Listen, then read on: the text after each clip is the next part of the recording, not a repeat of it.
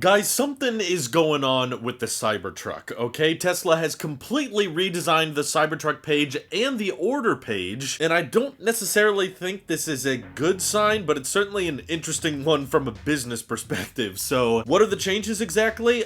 Tesla has removed all mention of any of the different configurations. There used to be a section of the Cybertruck page where you could select, the specifications of the rear-wheel drive, dual motor, and tri-motor. Now, on the webpage, there is no mention of a tri-motor, dual motor, single motor at all. And when you go to the order page, there's no prices listed, there's no configurations. You can't even lock in the price of full self-driving if you want to reserve a Cybertruck anymore. So this is very bizarre for Tesla. In the past, they've never done stuff like this, particularly with the Model Y. They never started removing prices and removing this much information about the trims, particularly way in advance. So my prediction here, I could end up being wrong, and this is a lot of speculation, but I think they're drastically going to be changing the configuration options of the Cybertruck. I can't think of another reason Tesla would completely remove the starting price. They would remove the detailed specifications of the different size options, and pretty much the only specs we have to go off of now that Tesla has worded fairly carefully is that the acceleration is going to take you 0 to 60 in 2.9 seconds with range up to 500 miles, which some people are already a bit nervous about that because up to basically confirms that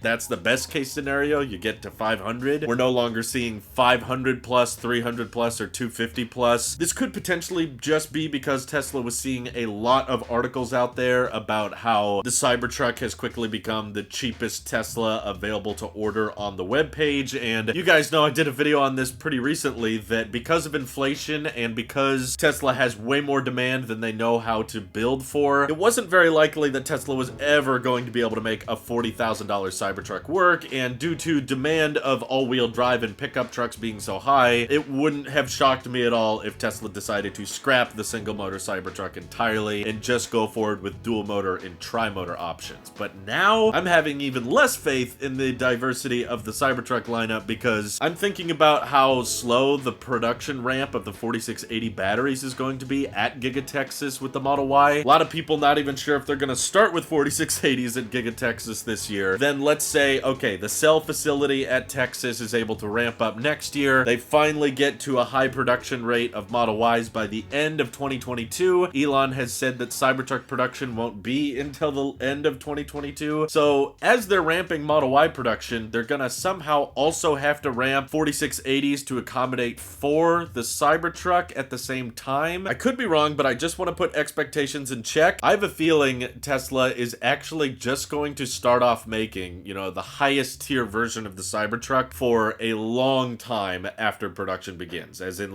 a year or two before they even consider making a typical, dual motor option that just goes 300 miles. They're just going to start off with the lowest volume tri-motor option with 500 miles of range, and at this point I wouldn't assume much further than that. Probably EPA is going to end up testing it at 505 or 510 or something like that, and that's going to be the only version of the Cybertruck they make for a year or two, because right now, I see your comments, so many of you are interested in the dual motor or the single motor, and you're like, if this ends up costing more than $50,000, I'm going to cancel my order. It won't work for me financially. I understand that, and I think Tesla does too. I personally think they listed their prices way too low, and there's not going to be a way for them to catch up on demand because they don't have enough batteries, and the Cybertruck is going to be a very, very battery-hungry vehicle because of how large it is and because of how long the range is supposed to be with all of its great towing capacity. 500 miles is not going to take a small number of 4680s, and I don't think this vehicle is going to be particularly lightweight, so they need to kind of get a bunch of people to stop ordering the Cybertruck. I know how backwards that sounds, and a lot of people's logic in business is just, what are you talking about? Of course, you want as many people ordering your product as possible, but I think Tesla reached the limit of, okay, we overdid this, we oversold this. Maybe Tesla was a bit too paranoid of people being turned off by the design and thinking the design was too weird, so they got too ambitious and listed prices too low. They realized very quickly in the last couple months, okay, there's no way we're going to be able to make a truck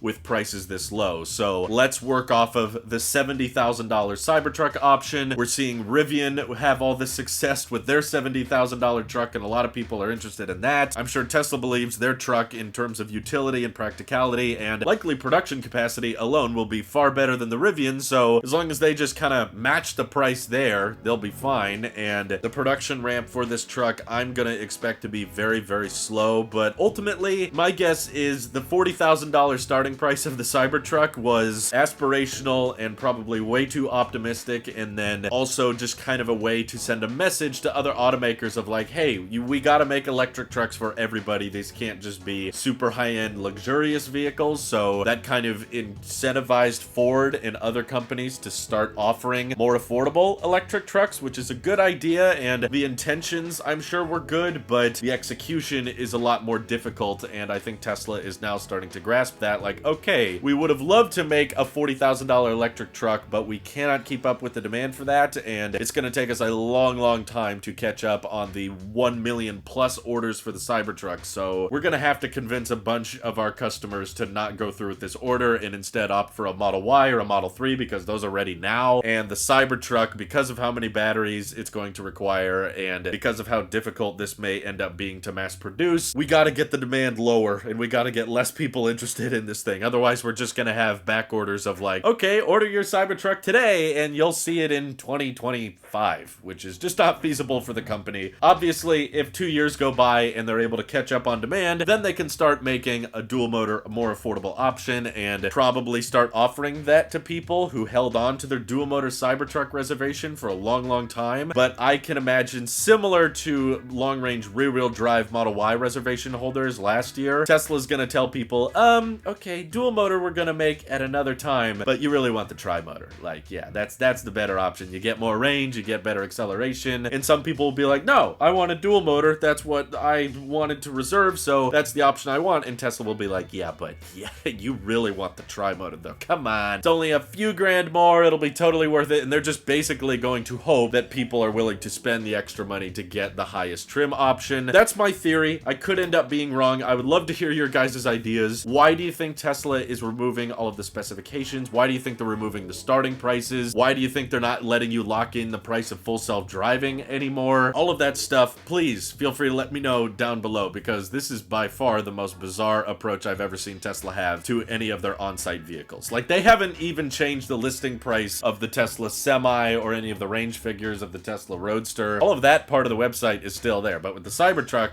they're getting really careful with what they're showing on the website now. I think it's because they want to put expectations in place. Thank you all for watching. Hope you have an excellent rest of your day. Take care.